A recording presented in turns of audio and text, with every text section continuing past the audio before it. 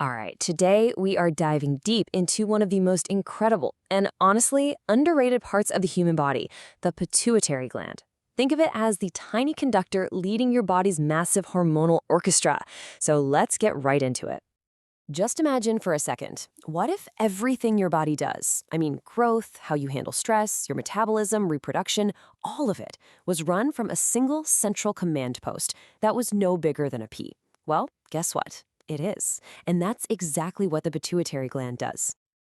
The scale here is just mind-blowing. This gland weighs only 1 gram. 1. Yet, it acts like a maestro, controlling somewhere between 80 and 90% of all the other hormone-producing glands in your body. It's the perfect proof that in biology, size really doesn't equal power. But, this little maestro doesn't just go rogue. It's actually part of this brilliantly designed system, a really precise chain of command that keeps everything humming along in perfect harmony. So, how does that actually work? Okay, think of it like a 3-story building.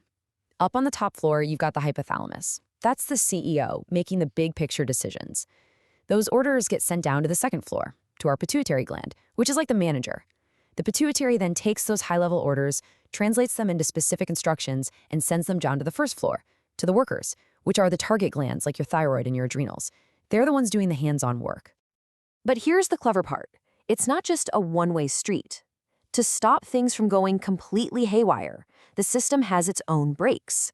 When those workers on the first floor produce enough hormones, those hormones actually travel back up the chain and tell the CEO and the manager, okay, we're good. You can ease up now. That's the negative feedback loop, and it is absolutely key to keeping everything in that delicate balance. So what happens when this perfectly tuned system starts to break down? Well, things tend to go wrong in one of two ways. The pituitary manager can either start sending out way too few instructions, we call that hypofunction, or it can start screaming way too many instructions, and that's hyperfunction. Let's start by looking at what happens when the instructions start to fade out. This brings us to a condition called hypopituitarism. This is when the pituitary's powerful signals become too quiet and the whole body's orchestra just starts to fall out of sync. Now, the key word to focus on here is combined. For a doctor to diagnose hypopituitarism, it's not just about one hormone being a little low. The official definition requires a deficiency in at least 2 or more of the pituitary's main hormones. And that's a huge clue, because it tells us the problem is with the manager itself, not just one of its departments. And right here, you can see what that actually looks like in real life when the manager stops sending out the right memos. If growth hormone is low in an adult, you'll see more abdominal fat and less muscle. A lack of TSH, or thyroid-stimulating hormone, that leads to hypothyroidism, so fatigue, weight gain. Low ATCH messes with your cortisol and blood pressure. And when FSH and LH, the reproductive hormones, are down, that can lead to infertility. Each one of these is a symptom of a system in distress. So what could possibly shut down the whole command center?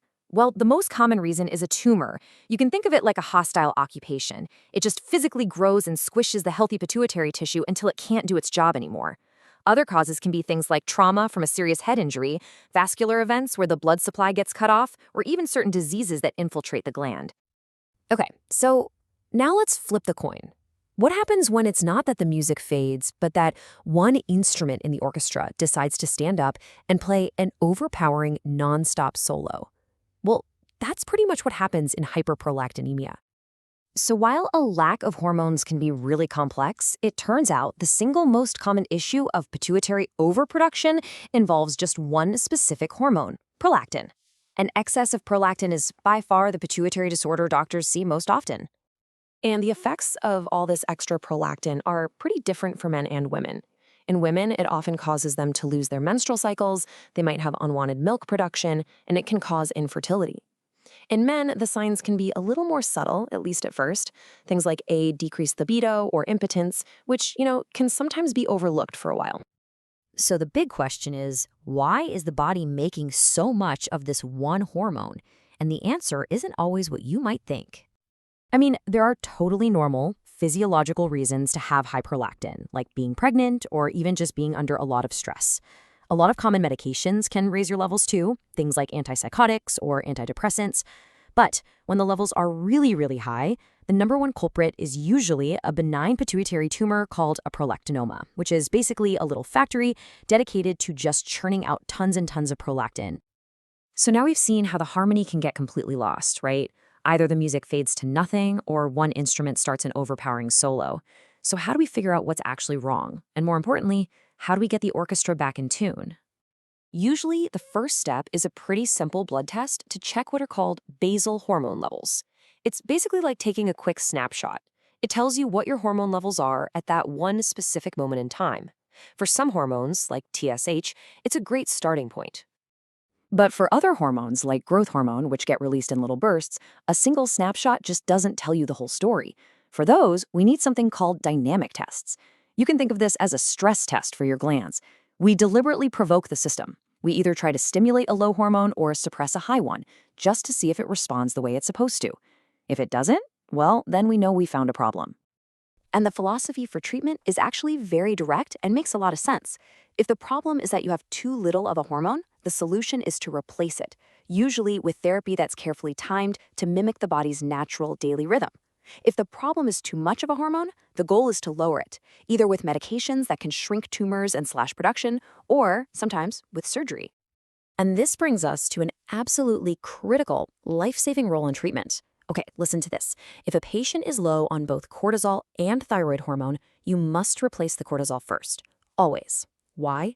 Because if you give the thyroid hormone first, it's going to speed up the body's entire metabolism. But without enough cortisol to handle that extra stress, it can trigger a fatal condition called an adrenal crisis. It's a really powerful reminder of just how interconnected and delicate this whole system is. And so, that brings us right back to where we started. A tiny gland, weighing just a single gram, conducting this unbelievably complex symphony of hormones that basically defines our daily existence. Its story is it's a profound reminder that inside our own bodies, it's the most delicate balance that creates the most beautiful and essential harmony.